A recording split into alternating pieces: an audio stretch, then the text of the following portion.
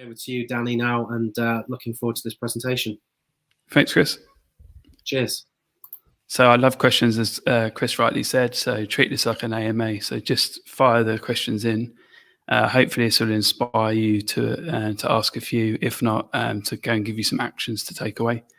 I'm going to go quite fast paced, so you'll see some interactive sessions. So anything that's got that really weird pink color slide, there'll be a QR code or a bit.ly link that you can either scan or click or type into your browser and answer the questions.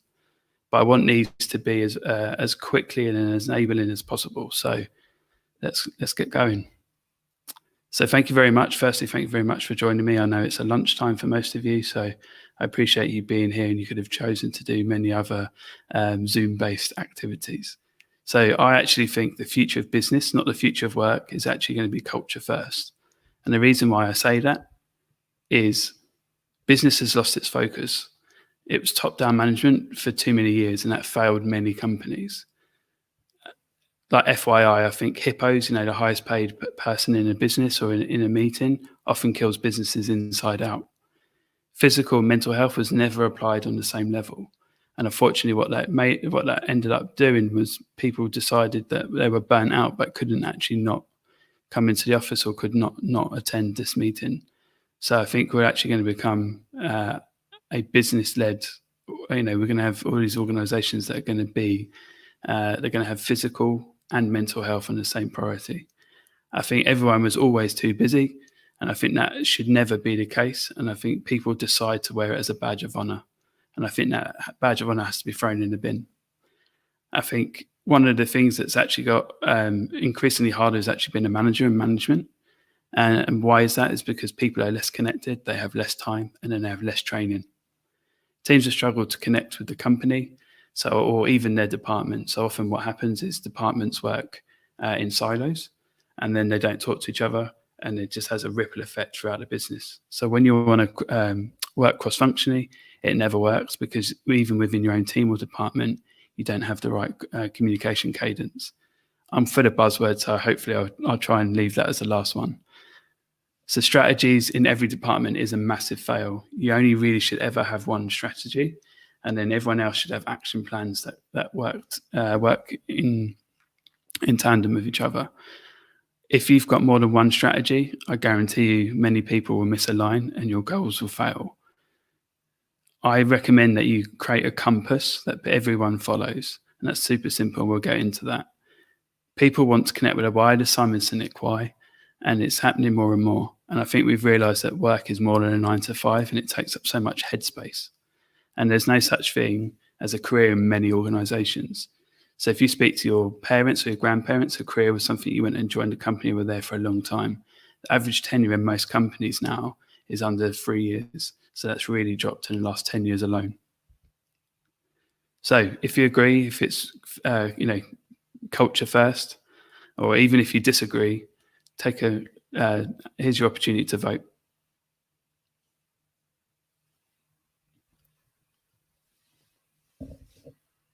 So this is a standard calendar that obviously I mocked up. This is something like a senior manager would typically have. As you can see, there's probably about 4 hours worth of spare space where you can actually get your work done. This unfortunately isn't something that should happen and shouldn't happen ever again. And I actually think this is going to be something that there's going to be many people in organizations that are going to have to dedicate their job to fix. So here's the screenshot time. So if you want to get your phones ready, or you want to do a Command and 4 if you're on a Mac, I think here's what I believe the 9 secret ingredients are to a happier workforce. So I think it's behavioral and social cues. It's how we survived, as Bruce rightly said in his session.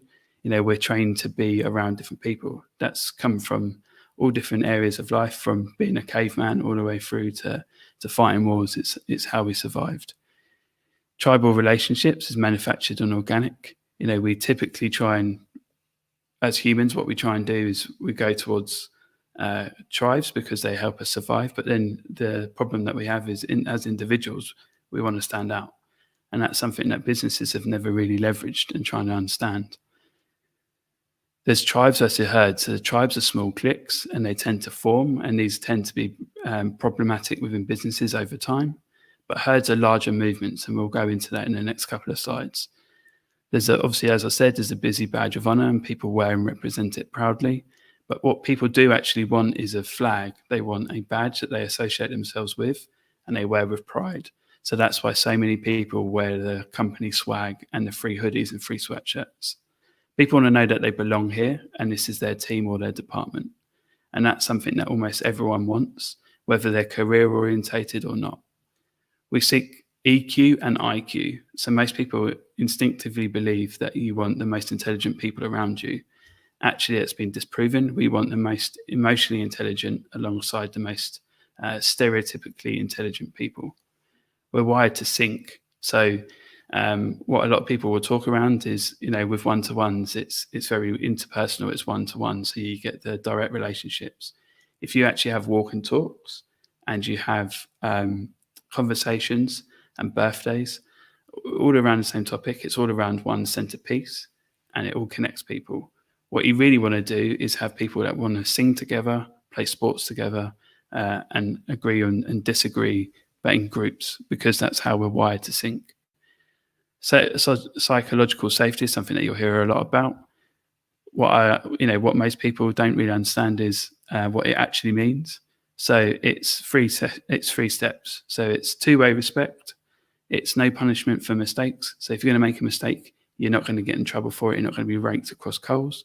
And the third thing is show trust to gain trust. This is really important if you're a manager. Often you believe that people should earn your trust. That's not actually the case. You should show you're giving trust to receive it. And that's how we're actually wired.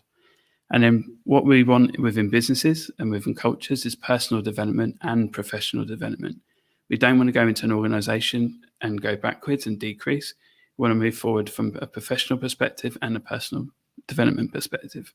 So we want to understand that we're improving as a human alongside as a career person and someone who's doing their job. So this is how tribes typically work within organizations. You find your team or you find your project or your SWAT team, and then you tend to mass gravitate towards them. What typically happens is there's less communication and less cross-functional communication. So anything with a hard line, that generally stops communication and it doesn't flow through to the other departments. So you'll typically see that's why we're having more and more meetings in a hybrid situation. So what we actually have to do is become more asynchronous. Or what will actually work far better for people is if we move towards a herd-like mentality. Unfortunately, herd in and herd is something that had got bad PR during the pandemic. Herding is brilliant. If you've ever seen someone dance at a festival or sing like karaoke and other people join in, that's what herding is. You see people come on, join together and make a movement. And that's really important. There's a really famous TED video that I highly recommend that you watch that'll help you understand.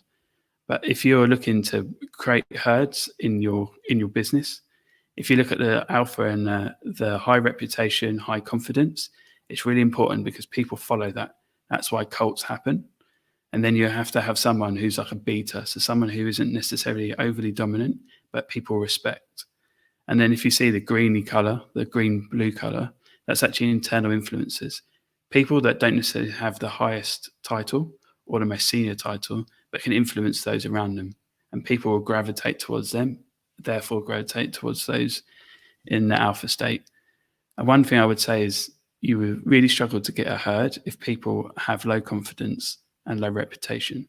So if you've been there for a long time and people treat you like you're a chair or a piece of furniture, you're not going to be able to get that herd and that following. So what I was going to say was, and what's a really important part and ties in nicely with what Chris and Bruce were saying, was we're working remotely, but in the same space. Because what happened with open offices is you had to put your headphones in to concentrate, and then people would come in and interrupt you. But generally, the big F off sign for most people is the headphones that are in. And it's really important to know that because a lot of businesses, especially in the US, large businesses were doing one-to-ones, but over computer screens because they knew they could time box things. So there is a way to understand that it isn't new, and being in an office doesn't mean that people collaborate more frequently or more often or more successfully. It just means that you're often in the same space. So what I won't be covering is the 3-2 plan. So, Bruce covered that really nicely. It's also known as Twats if you want to have a laugh. It's working Tuesday, Wednesday, and Thursdays in the office, or Apple's approach is Mondays, Tuesdays, Thursdays. There's plenty of information out there that you can go and read and support that. And there's also a blog post on screen that you can read. But what I will be covering is what I want you to have inspiration from is I want to onboard you to a company that I've made up, and they're called the Future Co, the Future Work Co. And to make it super relevant, I've given it a mission statement. And the mission statement for them is to create their company for the next 100 years by co-creating the future of hybrid commerce as a global community. It's very WeWorky, right? But as you can see, everyone approves of the CEO, and almost everyone would recommend to a friend. So how do Future Work Co operate? Fully remote. You can work from home, you can work from your office, you can work from a co-working space, or you can go and hire a space, aka it's go and work from anywhere. And this will be a trend that most people will follow, I believe, in the next 5 years. When we onboard you to the Future Work Co, we're going to do a number of different things. So you're actually going to get a tech delivery. So if you're in the office, you already have it. But if you're not, you'll have received it on Monday. Your Apple Watch will be delivered to you before 11 a.m. You're going to already have your MacBook Pro because we're talking on it now. You're going to have a pair of the futuristic Apple glasses and the AirPods Pro to get you ready for work. And you'll be all set up and ready by 11:30 today. But if you do have the mixed reality headset and you want the full onboarding experience, place it on now. So what we're also going to do is provide you with the right tools. So your Workly Future Coin will be activated in time for lunch. I know that what you're going to ask is what the Future Coin is. It's the Future Work Co's company's currency. So rather than you have to worry about spending your own pounds or dollars, we're going to provide you with our own currency, our own coin. You're then going to get your Peloton bike. So your Peloton bike is going to help you build your community, help you stay active, and help you be more interactive with your friends and colleagues. And what we're also going to do is deliver a whiteboard mirror, and that's going to be delivered tomorrow. So if you're not convinced by what the whiteboard mirror is a huge US company. It was bought by Lululemon. And basically what it enables you to do is to stay fit, and it'll give you activities.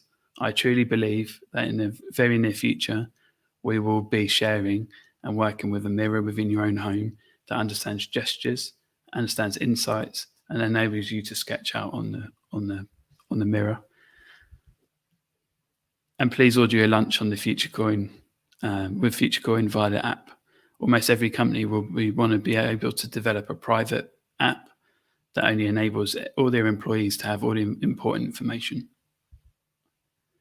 And then the top 3 people of the top 3 riders every week will be given a chance to donate £500 or dollars to the charity or the peer-to-peer crowdfunding page of your choice. So not only do we back you being more mentally and physically healthier, we also want you to do that and give back to your community or to the people that you care most about. So then I think there's going to be perks and bonus boosters. So, at Future Work Co, we're going to give you your free fruit and veg pack, and that will be sent to you. We can pick it up from the office. However you decide to work, we'll deliver it to you at your preference.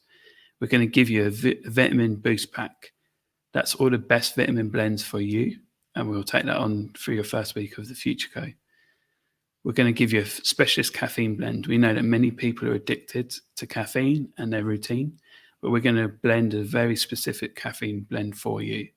And then what we're also going to do is provide you with a mindfulness coach, and they're going to get in contact directly with you. So every Monday, we're going to give you a motivation.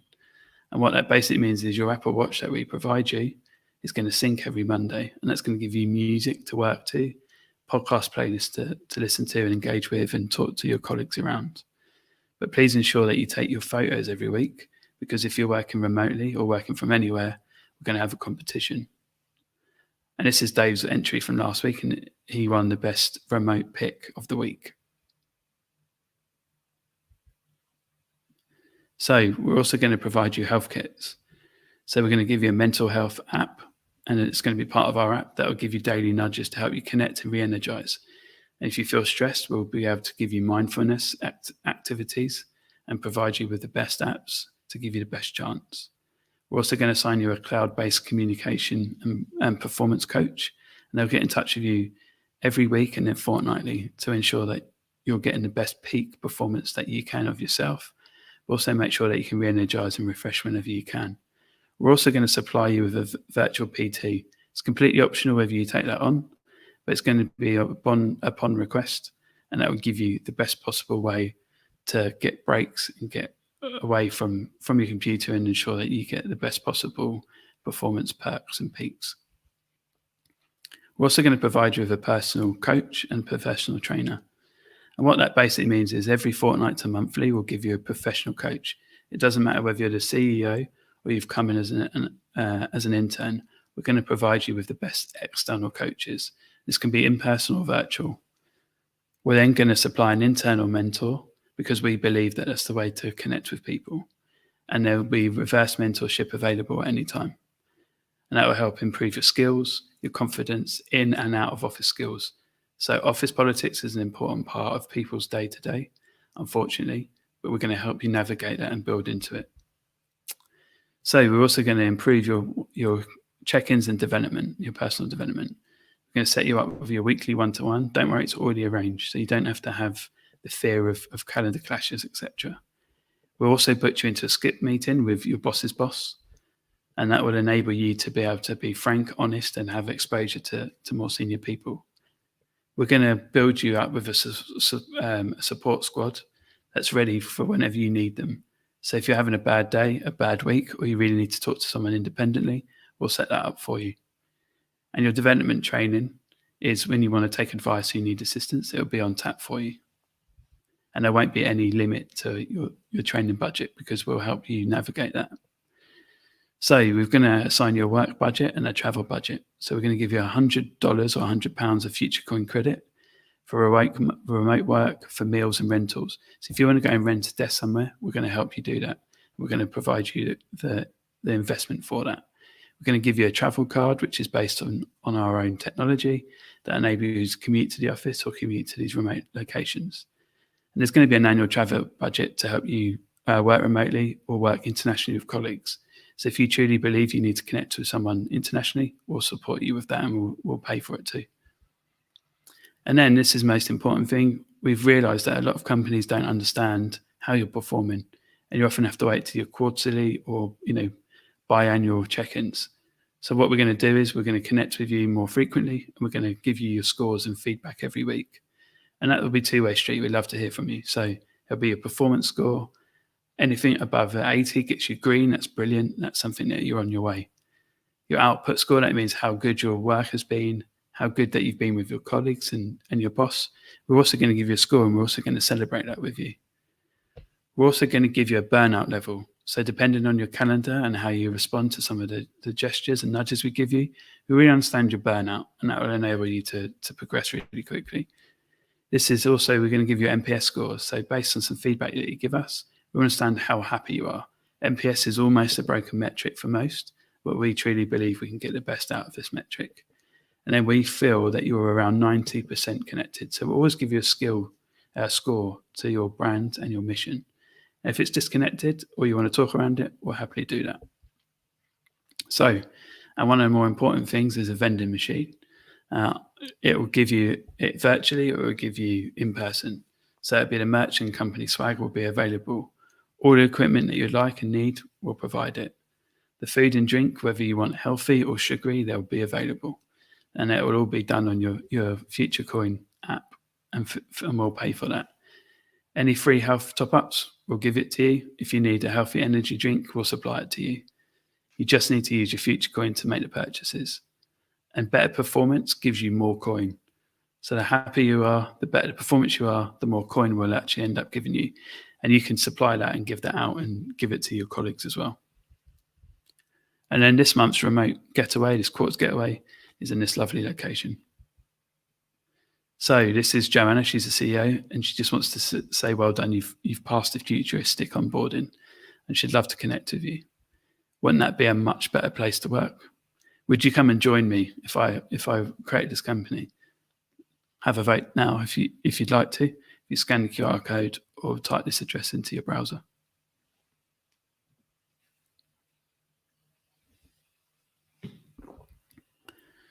So let's get into the real business. 2020 to 2021, as I call it, was a year of clarity. What this basically means is in workplaces, we don't think about your work graph, or what you could call it is your populations. So very often people exist, but many of them you don't interact with. And that's fine, but also that's something that takes up a lot of mind share. And especially when in office, you have to understand whether you need to engage. If you don't need to engage, it can be quite complicated. So what typically happens is you go into an office and there's all these people in there. Or you join the company, there's many noisy people. And they often typically give you a buddy who's the pink in this. What actually happens is once you have been there a little while, the lights flash on and it becomes more intimidating. You tend to find work BFF. You then tend to find your friends that you want to engage with more and more and you like working with. You then have a series of colleagues that you connect with and you work frequently with. And then you have those acquaintances that you might have a few meetings with, you might have a bit of a rapport with, but you're not as close with them. You don't work with them as often. And then you have everyone else in the office. That's like a red light. There's a lot of people to remember. There's a lot of dynamics to understand. There's a lot of cues to pick up on. So what actually typically happens is you have your buddy meetings and they move away, and then people in the office start removing, and you get less and less people that you connect with, and you tend to concentrate your relationships on that. Maybe what we should do is actually look at this as a business and business operations and understand how we help you build it and how we help you be successful. So what happened in 2020 to 2021 was what I call the most important thing that's happened. It goes unspoken about in many businesses. It's the unfollow button. It's an action that people take when they get disengaged and don't become as happy or unhappy within the business. So for 2020, 2021 and beyond, there's going to be a mass unfollow that happens. This could be a good thing. This also could be a bad thing. But what I'm going to give you is 8 concepts that you can run forward with within your business or help to share these concepts with people or the leadership within your team. So I think there's going to be 2 types of people, the in-office people and then the hybrid people. I actually think the in-office people are going to be those that are career orientated, particularly savvy, especially those underlined and highlighted in yellow. They're going to be those career hungry people. Those are the people that want to be visible. And I think that's going to happen. You're going to get most of the exec team that are going to be in office. You're going to get a lot of HR. Half the middle management will be there because they understand that's how it works. You're going to have a lot of career hungry people that are in the office 5 days a week. And then you're going to get young and single that are going to come in because that's how they fear that they learn. Whereas I believe that what we're going to see on the other side is people that understand that you don't need to be in the office, the hybrid people. And I think that what you're going to see is those people that can work from anywhere are going to be the ones that truly understand the difference between deliberate work and political work. There's also going to be what I call focus spaces. You have to have strict space for focus because, as we've seen, offices are busy, they're noisy, and there's a lot of interaction. So we should see a reshape of the office to incorporate focus spaces that are completely quiet, no distractions, that will have library rules, and even you can switch the Wi-Fi off to make sure that people can dedicate their time. I also think there's going to be a place that you can have substitution staff. So think of a really great substitute teacher. There isn't many of them, but I truly believe that you could have a substitute bench of people. So when people are unfortunately going to be ill or going to go on holiday or vacation, they're going to be qualified. They're going to be able to quickly catch up, and they're going to be likely as capable, more capable of those in full-time employment. So they're going to be able to deliver those projects and reduce that stress level. I also think there's going to be a loan system. And this is one that on my podcast that myself and my co-host have, is something we're going to talk around. I believe that big companies have a huge talent pool. They never get the most out of them. I think that people are often blinded by weak and their visible managers who crave to hire the CV hire, the resume hire. Big brand X don't want to lose these quality staff, but they can't develop them in the way that they need to. So I truly believe you can loan these out to smaller, more connected companies or relevant companies that can help them improve their performance, help them help their experience grow, and help them adapt and operate and improve in a better way. And then they'll recycle back to their bigger business with better experience. And alternatively, their manager might be moved on and they can take that opportunity. I think there's 4 states of the offices. There's traditional, Multi-satellite is where you don't have one HQ, you have many offices that spread around different locations. You have hybrid, which is definitely the way forward, and then remote only, or distributed, as some people call it. So I truly believe there's going to be a number of different moves for the multi-offices. I think that there's going to be the big HQ only, which, that seems to be Apple's choice and some of the other big tech companies. I think it's going to be top down. What I mean by that is top down from the management dictate things, but you're going to be rewarded by given perks and the knowledge that you're working for a great company. So I think there's going to be a big HQ and many satellite offices where people try and adapt to hybrid, where people have moved and shifted. I think we're going to see shifts as well, shift patterns happen. So you won't just work 9 to 5, you'll work for your peak performance hours. And I believe that software will help you with that. And then there's other different variations, some multi-local offices and working from home. I think there's going to be a reduced size HQ, and then credits will go to WeWork, unfortunately. And then I think we're going to have deals with exclusive local businesses to help you to rent out different spaces. So top down and perks. So if you want to screenshot this, do so. So managements decide and make all the decisions, but they give you a number of perks or salary packages to help you support that. I think there's going to be hybrid and shifts where people work from anywhere, but I work in different time zones. So essentially what many businesses do already, but they'd just be better handover. And then I think there's going to be a freelance army. So I think there's going to be there's be a management team, and I think there'll be some doers, but then I think there's going to be project-based teams that are employed just to deliver great projects, and they'll be SWAT-based. And then I think there's a new breed that are coming through. So there's part-time and side hustlers. Basically what this means is there's going to be part-time people that are going to do as much work as they can, but then have a passion project, a side hustle to help them connect with their passion projects. So quick concept, I think people are going to be renting out their homes, unused spaces, shops, libraries, closed pubs. And I think they're renting from 30 to 120 days. These will be collectives and co-ops. Coinbase have famously closed their HQ, and that's something for us to move forward with and for other people to follow. Concept 6 is 16 different leadership. I think this is something that you should definitely screenshot if you can. There's 16 different leadership qualities that I've mapped out over my time and worked with different people. Here are just 16 of the ones that you have to interact with constantly. And this is an automated prompt. So I think people are going to learn from AI and from tech the different type of leadership skills that people want and they look for. And I think there's going to be holograms that come to brainstormers and come to offices. So you won't just be on a screen, you actually become a 3D hologram. And then I think we're all going to become a floating 2D head. So Zoom's already implemented it. Teamfloat's another new one that's come out. Jam, that's just been purchased, is enabled to float in head. And I think one of the tools that I'm going to recommend is around.co. And that enables you to reduce some of the background noise, some of the echo if you're in the same room. And it really enables you to roll out and do deliberate work. So I think where we should be is the important part. So we should have fewer meetings, fewer instant chats and Slacks. We shouldn't be disconnected. We shouldn't have internal political players, but we know it's important. So how do we help you improve that? There's going to be companies led by competitor obsessions. This has to go. It has to be about your customer. There has to be less and fewer video calls. You have to block out your calendar. You can't just accept every meeting because it's not deliberate and it doesn't help you. There has to be fewer managers. There has to be more coaches and more mentors. And hierarchy-based traditional orgs are going to die. In the next 3 years, there's going to be a huge shift to much better DNA and much better hierarchies. There'll be improved ways of working. Here are just 7 if you want to screenshot it. It'll be agreed upon principles. Principle-based first work works. Better asynchronous communication. Be around documentation and communication. It won't be around having to have a meeting about a meeting to have another meeting. That's bad work practice. Use audio, video updates and have your walkthroughs. So your looms, etc. That would be really important. You record a video, you send it out to people and they can comment and interact on it. I think you have to remove the gossip, what I call internal disinformation. That only happens when people communicate badly, and it happens within your organization far more than you believe. There's going to be better documentation.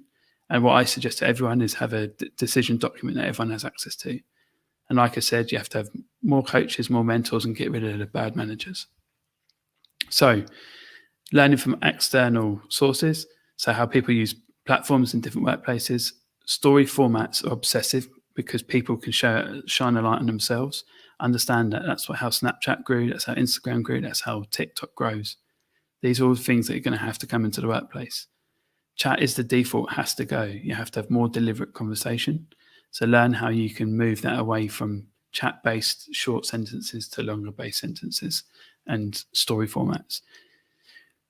Remove the connections, okay. Many people they crave that, but have a look at potentially hiring a culture community manager that their sole purpose is to improve the community within and the culture within your business. So there's a lie around the goldfish attention to detail, which is fake news. We do need things that are shorter and easy to digest and comment, but we want to have time to do that. So make sure that we build that out. There's quick answers versus detailed answers. Quick answers can be done on chat. Long detailed answers typically can't because people have to scroll through and search. That's not very good for a discovery. It's not very good for proactive work. And I think we're going to move towards a video first work, and it'll be more engaging and enable people to have better conversation. So here are some tools. I won't go through them because I know I'm short on time and I'm just a little bit over than where I said I'd be. So here are some tools that you can do. So I highly recommend that you have tools for very specific purposes. So tools that I love are Notion and Confluence because they're wikis and they're a knowledge-based center. I think you should look at things like Jam and Remotion and Pragly because they enable you to be a floating head and have more spontaneous communication in a hybrid world. But if you really want to be futuristic, have a look at Branch, GatherTown, or Tihu. These are virtual HQs that you can build and people can drop into and have conversations. And then use apps for very specific purposes. Stop telling people to use loads of apps. Tell them what apps to use for when.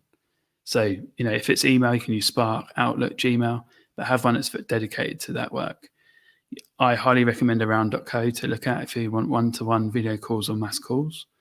If you want quick updates, you can use Discord. You don't have to use Slack or Teams. There's video stand-ups for, quick fire updates. If there's a project tool that I would recommend, it's Monday, but most people tend to use Google Docs. That's not bad practice. It just means you're probably you're practicing in a bad way to do work.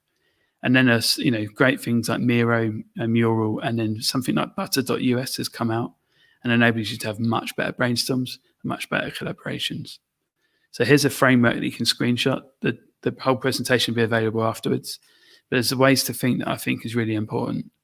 So if you're hybrid, you should think virtual first. You should book your location where you are when you're choosing to be there. It helps people to be safer, helps people to have more deliberate conversation, and you can arrange better, more in focus brainstorms. It's most flexible.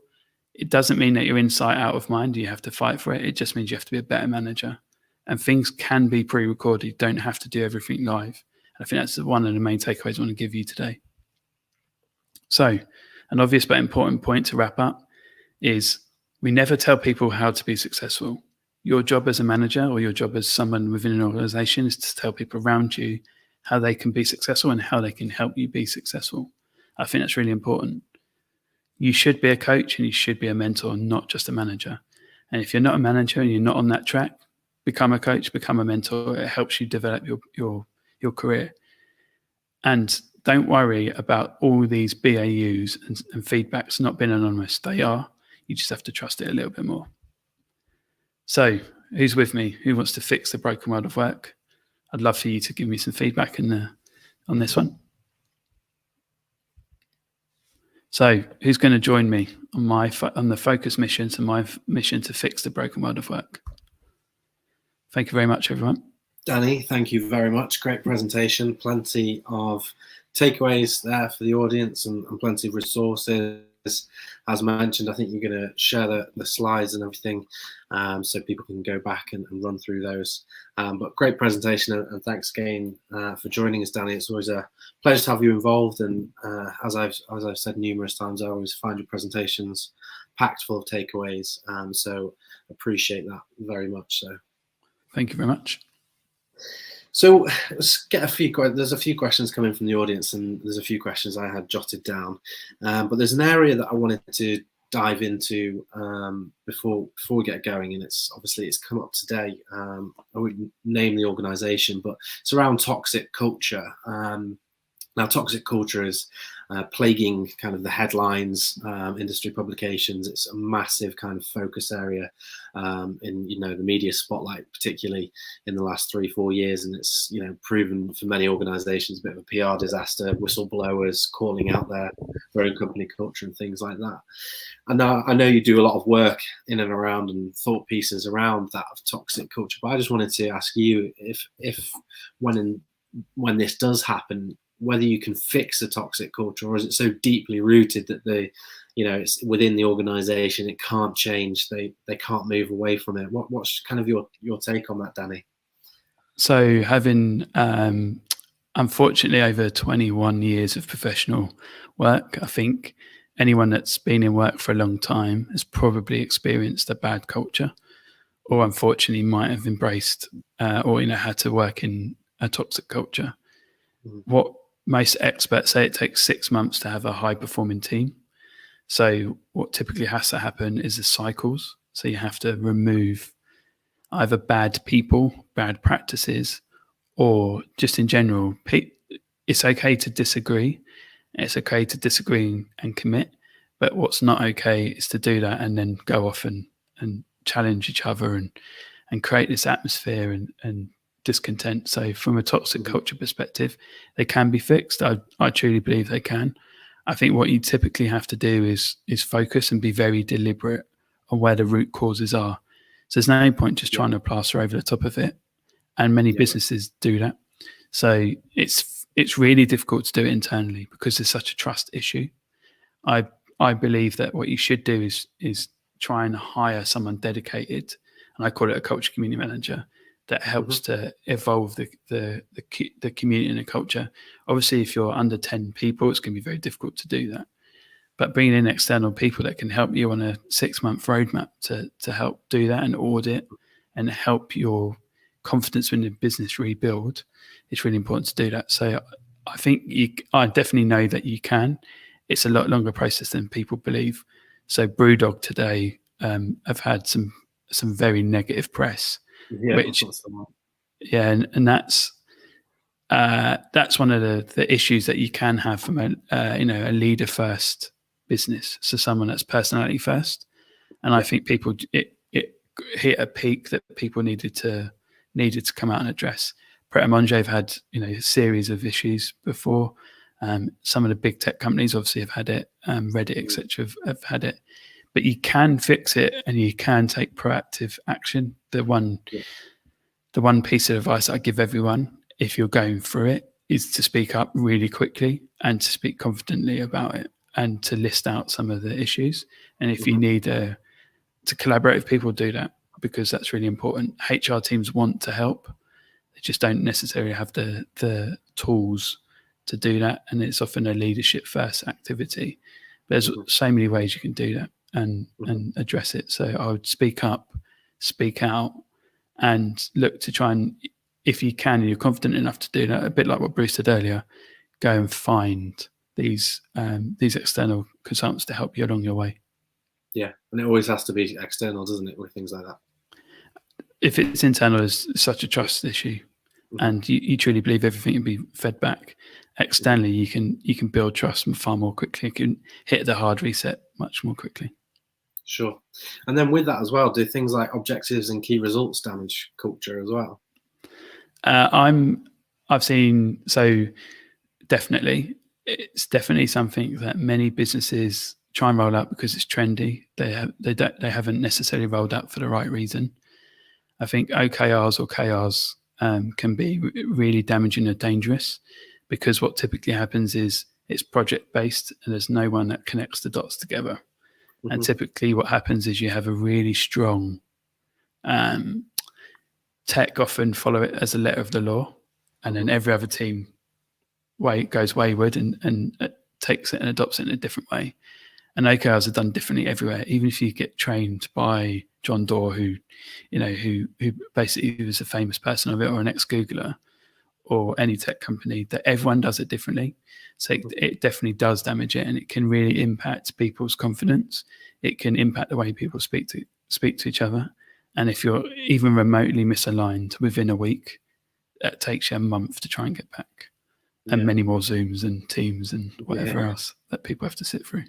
Yeah, and then Bruce alluded to in the previous conversation around companies like Apple, and just as an example, that they were getting it wrong in their approach to getting people back to the office, and that there was a big kind of issue there. Do you kind of agree that organizations need to be looking more flexible to kind of flexible ways of working? You'd mentioned traditional, satellite, hybrid, remote. I think me personally, and from a lot of the conversations I've had, is we're going to be moving to a lot more of the hybrid kind of model.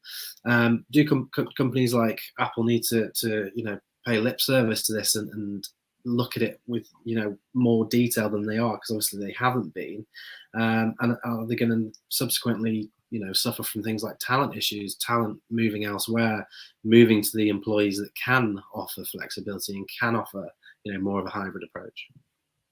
So my too long didn't read answer would be hybrid's the only way forward for almost every business. Yeah. Apple unique in that they're probably one of, say, 5 brands that could dictate whatever they want. Yeah. And they're going to have anyone from high performing, middle based in the hierarchy, and they'll be able to replace anyone up or above it or below it. Yeah. I think Apple's main problem that they're going to have is their brand is so inspiring and aspiring. So the 2 things that marketers have to tick off, that people will join them anyway. Yeah. But I think what will happen is over time, they're going to lose all those smart college kids, all those smart university degrees, all the smart consultants that decide to join them. But what they know that they're in a unique place because they can pay really high wages, they can give you brilliant career, and they can give you the resume that people are always going to hire you. But I do think the high performing middle based people will move. And if I'm an Amazon or a Facebook or one of the other companies, that would be something I'd go after. Or Google, I'd go after Apple now and say, look, we trust you. We are a privacy first based company too. We're going to give you all the tools that you need to be successful. And that can be remote, that could be in office. You tell us what you want, we'll make sure that it's safe for you to come in, and we'll make it safe for you to progress your career and do great work. Yeah. Well, it's like Bruce said, Mark Zuckerberg coming out, I think it was yesterday, changing their approach, and which was, to the amazement of a lot of people, but kind of shows, that exact example of what you just said. So just a quick point on that, sorry, Chris. I'd just say don't play lip service and PR to it. Don't be a brand that says you're going to do it and don't deliver on it, because you're going to lose.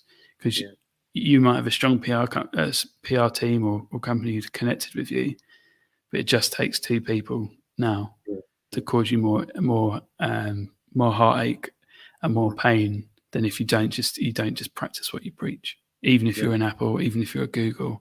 Well, that's really interesting. And then again, going back to those 4 different models, the traditional, satellite, hybrid, remote, are traditional and satellite going to be pretty much phased out, do you think, in say 10 years time? Are we going to see less and less of traditional kind of setups? I think we're going to see offices that are around 60%. So I think there'll be the size. Cities are attractive to young people and people that go through a life-changing event. So we've already seen it in, Manchester, Liverpool, London. People flock to cities and they come back out. And I think what we're going to see is offices, they should become arenas, as I call them. They should become places where you put on performances.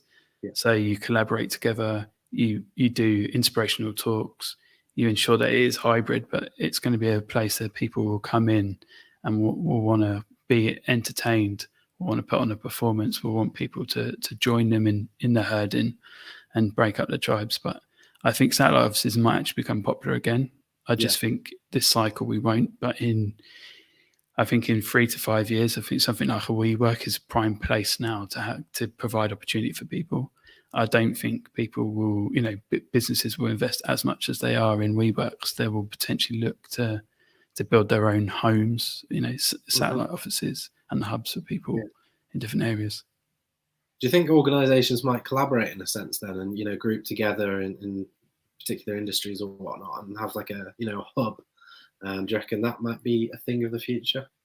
If I was a Spaces or a WeWork or one of the other, Workspace and all the other different versions of it, Fora, I'd be looking to do that now. I'd be looking to encourage people to come to these spaces and be collaborative.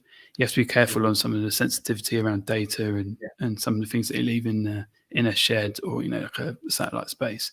But I think you're going to get matching. So I think there's going to be things that happen where brands will be particularly smart, where they might connect with 5 other brands of a similar size that they might want a brand partner with. They might want to steal each other, poach each other's staff, or they could do their own system, as sort of I alluded to, and you could even do some substitution work between the 2 companies. Yeah, no, good point. And then going back to the presentation and looking at future of work. And by the way, I think you should write to Charlie Brooker and talk to him on that one. But with that, do you think there's any, obviously it's all very exaggerated and in parts very futuristic. Do you reckon elements of that will actually come to play and organisations might behave a little bit like that? Honestly, I hope so. None of this is too far from happening, really. Yeah. The tech is built. It's just where people will change the use case for it. I think if you're a smart product person, you could probably create a lot of this really simply. Like the mirror example should be something that exists. Yeah.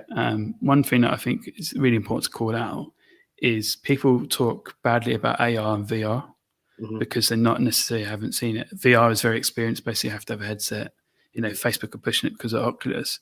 Yeah. But AR is something you use every day. So if you use Snapchat, you use Instagram, you use TikTok, everything on there is an AR. It's an automated filter that augments the reality around you. If I was a company now, I'd be building that out. I'd be building very specific apps to help gamify people, to connect people, to give people rewards. So Pokemon Go actually in the lockdown got so many more downloads because they adapted it to be in-house. So not outside. Yeah. So I think there's going to be companies that will be futuristic, won't have to spend a lot of money, can do the development in-house and roll it out. So I think you can use AR really quickly. I think you can use the mirrors. I actually think that we're not too far away from people being sent Pelotons. I don't think we're too far away from everyone having an Apple Watch or an equivalent to understand vitals and put inputs in.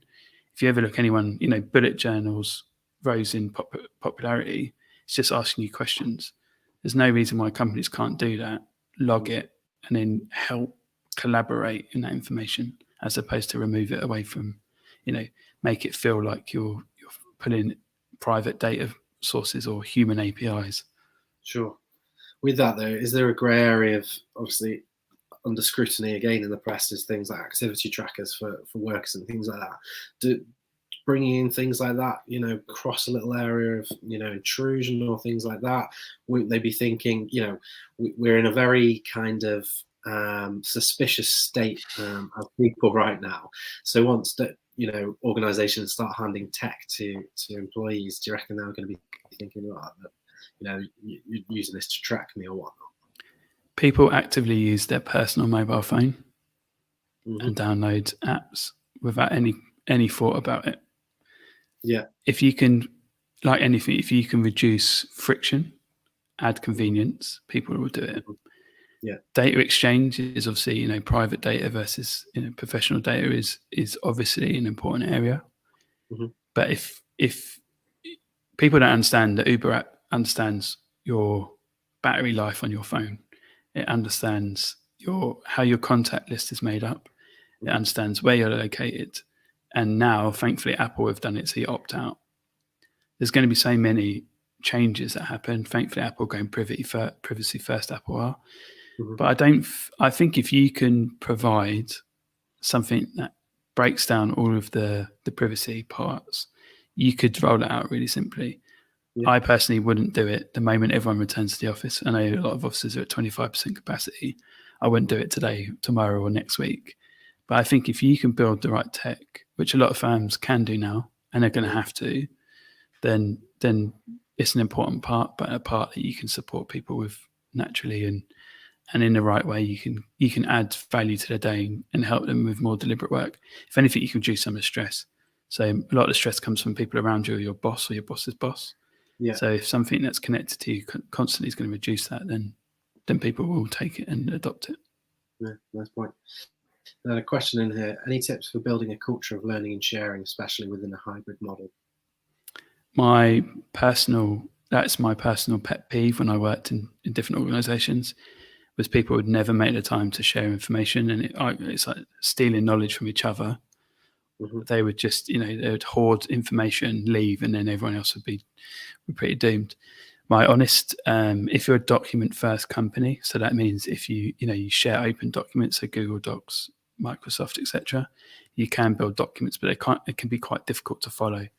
Coder.io have built something that enables you to do that.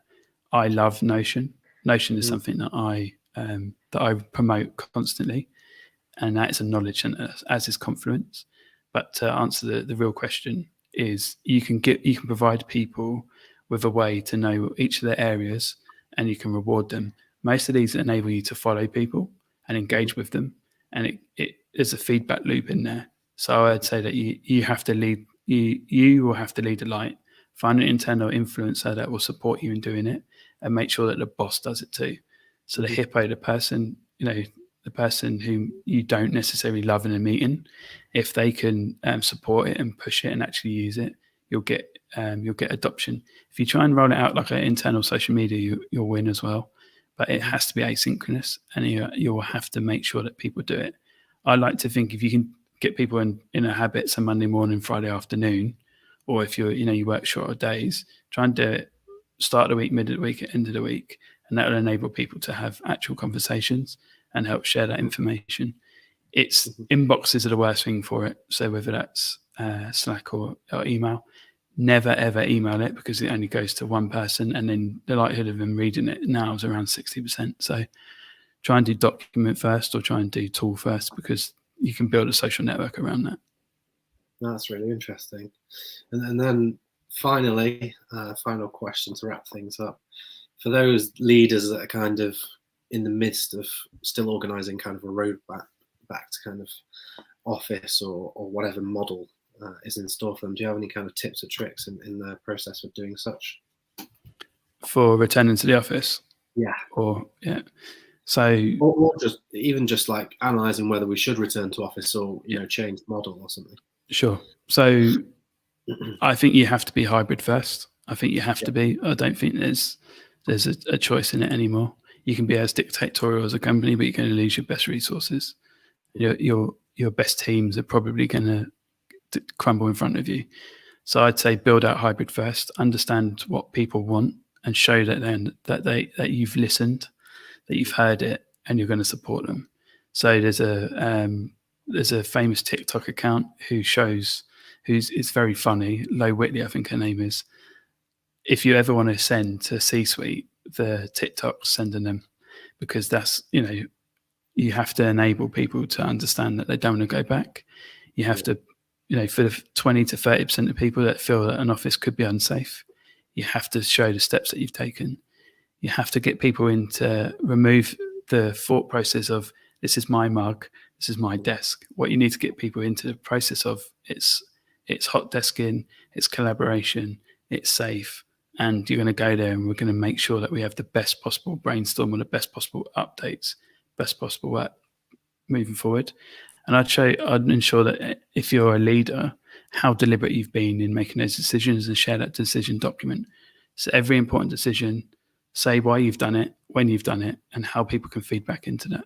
And if you can't do that, you're not leading, you're not managing, you're just coping with what's happening with you. And people want leadership, regardless of whether you think they do or not.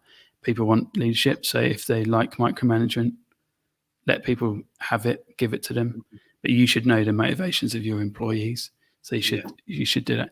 Never make a firm decision with everything happening. June 21st isn't that far away for the UK, but some companies are going to have to realise that some people don't want to take vaccines. Some people won't feel comfortable going in, and other people have got dependencies that they can't change. So my own personal belief is, if you're a leader today, speak less, listen more, and continuously ask for feedback and take the feedback in, centralize it, and then talk it through. And don't necessarily get the hire and fire HR team to deliver the message. either get the leadership team or many leaders to do it and many managers to do it, and get feedback, live feedback, because everything that's based off pulse surveys can be ignored. But live feedback, live questions, Q&A like we're doing now, you can't really hide from it, and you have to almost tell the 100% truth. Whereas we know as a leader, you can't always do that.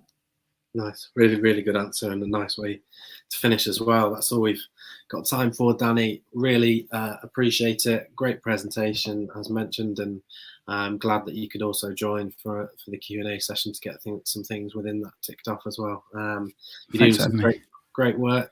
As you can see on screen there, there's a QR code, which is Danny's return to the office checklist. So do have a look at that, and get in touch with Danny if you want to continue the conversation and find out more. Thanks so much, Danny. Thanks for having me. Thanks, everyone.